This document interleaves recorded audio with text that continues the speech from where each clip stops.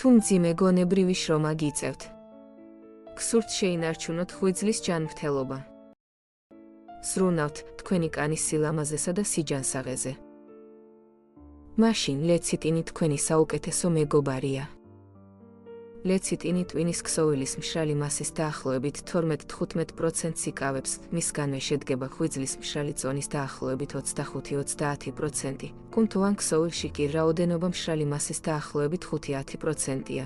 ჩვენი ორგანიზმის თითოეული უჯრედის მემბრანა ლეციტინისგან შედგება.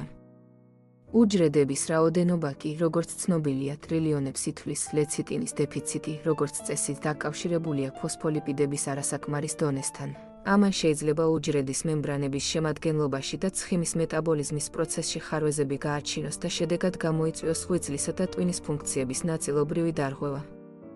ლეციტინში შემავალი ქოლინი მნიშვნელოვან როლს ასრულებს აცეტილქოლინის სინთეზში. ეს არის ნეიროტრანსმიტერი, რომელიც მონაწილეობს ნეირონებს შორის ნერვული იმპულსების გადაცემაში, აუმჯობესებს კოგნიტურ ფუნქციებს, როგორიცაა მეხსიერება, კონცენტრაცია და სწავლა.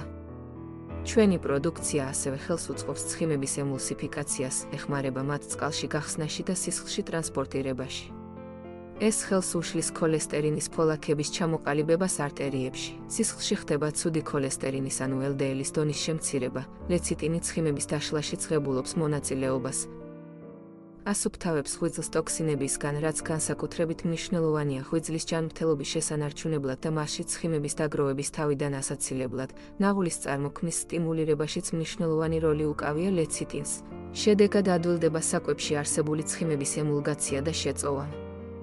ფოსფოლიპიდები, როგორიცაა ფოსფატიდილქოლინი, რომლებიც ლეციტინის შემადგენლობაშია, არის კანის უჯრედული მემბრანის ძირითადი კომპონენტები, რომლებიც მთლიანობას და ტენიანობას უნარჩუნებს კანს.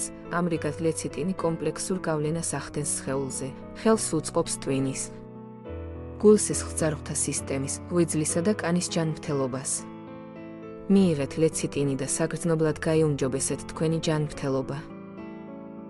პროდუქცია არის უმაღლესი ხარისხის. დამზადების და შეფუთვის ადგილი, ამერიკის შეერთებული შტატების, სერტიფიცირებულია ამერიკის შეერთებული შტატების სოფლის მეურნეობის დეპარტამენტის მიერ.